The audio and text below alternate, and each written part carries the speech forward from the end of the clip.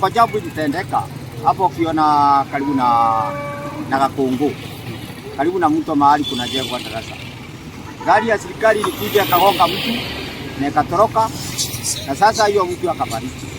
Na wakati iligonga hiyo gari, hakuna mtu alijua namba yake, lakini ilitoroka. Sasa sisi tukashindwa, ikiwa serikali ndio manatuambia tuendeshe gari vizuri, na sasa manakuja mpaka managonga mtu na manatoroka. Sasa wala atakusaidia ni akina nani?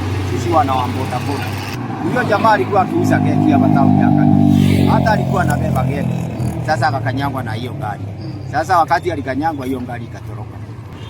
Ni akina nani watatusaidia? Huyo jamaa aligonga wakati wa Jamhuri. Alikuwa anatafutia watoto wake riziki. Sasa akagonga na gari. Sasa watoto wake wanawasha bila mtu wa kuwasaidia. Sasa tunashindwa watasaidiwa ni akina nani? Tunagonga saa 2 usiku. Na sasa wakati aligongwa watu walikuwa hapa, lakini hakuna mtu alijua hiyo habari. Watu wa pikipiki sana, na wanafaa kuheshimu watu wa pikipiki. Maana huyo kijana amekufa bure tu. Alikuwa anatafutia familia yake.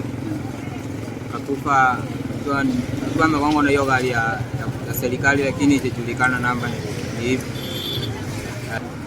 Lakini hii barabara ya Kutus kwenda Sagana imekuwa na magari mingi sana, na msokotano wa magari.